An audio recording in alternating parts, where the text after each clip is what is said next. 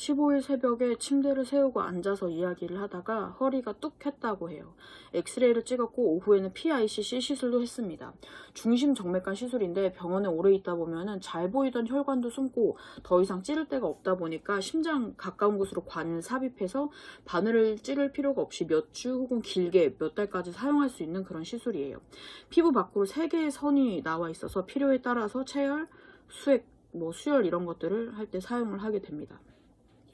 재활 선생님이 왔지만 귀찮다고 해서 그냥 돌려보냈고요. 장폐색이 아직도 좀 있어서 미음만 먹을 수 있었는데 그나마도 몇 숟갈 못 드셨어요.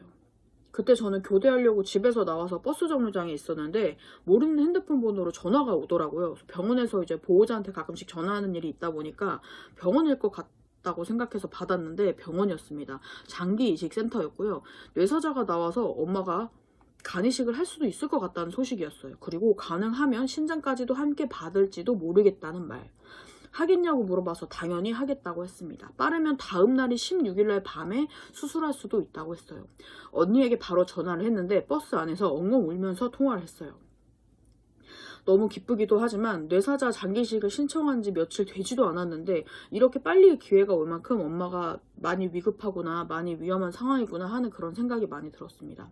신장 이식이 저희가 직전에 취소된 경험이 몇 번 있어가지고 이번에도 반은 기대하고 반은 안 될 수도 있다는 그런 생각을 가지고 있었어요. 처음에 이제 취소되었을 때 그런 약간 상실감 같은 거, 허망함 이런 게 좀 많이 컸어가지고 그 이후에는 조금 기대를 안 하려고 노력을 했어요. 엄마는 폐 운동하는 기구를 먼저 받았고요. 수술 후에 꼭 필요한 들이마시는 기구예요. 폐가 보통 쪼그라들기 때문에 운동 미리미리 이제 하는 방법을 익혀야 되거든요. 전에도 사용한 적이 있기 때문에 익숙하긴 했지만 엄마는 잘 하질 않았어요. 엄마가 상태가 좋지 않아서 연습을 하지 못하고 허리 통증이 심해서 기분도 많이 다운되고 그냥 계속 아프다는 얘기만 했어요. 엑스레이 결과 허리 T8번 골절이라고 하더라고요. 정말 첩첩산중이었습니다. 이 상황에 골절이라니. 내일 수술을 할 수도 있는데 허리 치료 같은 건 아무것도 할 수가 없었기 때문에 엄마는 잠도 한숨도 못 자고 엄청나게 고통스러워했어요. 16일 언니의 1차 공여자 검사와 저의 체열이 있었는데 이제 신장의 생체 이식을 대비해서 저의 혈액이랑 엄마의 혈액을 섞어보는 체열이었어요.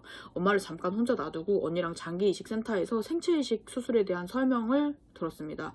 뇌사자 이식이 가능할 수도 있는 상태였지만 아직 확정은 아니었고 간이든 신장이든 준비가 되어 있어야 했기에 검사는 계속 진행을 하기로 했습니다.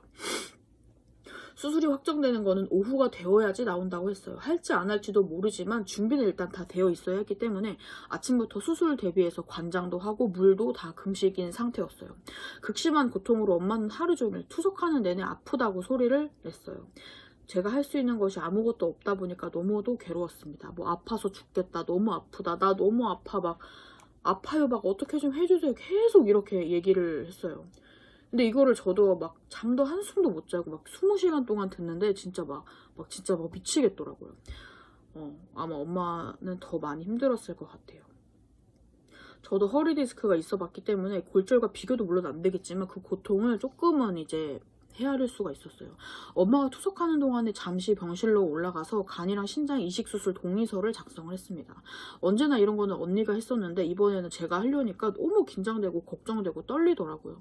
언니는 이제 훨씬 어렸을 때부터 제가 집에 벗어나 있는 동안에 오랜 시간 동안 엄마의 보호자로서 홀로 이제 수많은 수술과 시술 동의서를 썼겠구나 하는 생각에 조금 미안하고 안쓰러운 생각이 많이 들었어요. 오후 4시가 넘어서 다시 장기이식 센터에 전화를 받았고 간신 둘 다 수술이 가능하다는 소식을 들었어요. 물론 수술실에 들어가고 나올 때까지는 아무도 모르는 일이었지만 엄마한테 이런 소식을 전달을 했는데도 엄마는 아무런 감흥이 없었어요. 그냥 꼼짝도 못한 채 누워서 부서질 것 같은 이 극심한 허리 통증 때문에 모든 게 예민하고 굉장히 힘든 상태였습니다. 이럴 때 허리 골절이라니 정말 좋지 않은 상황이었어요.